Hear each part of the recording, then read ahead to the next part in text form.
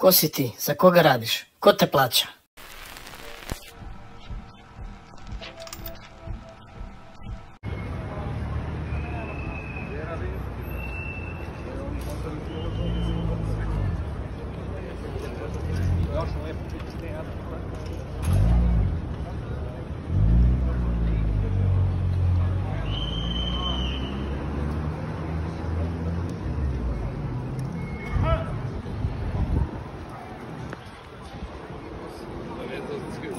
Pa ne, ono, ubacili rano.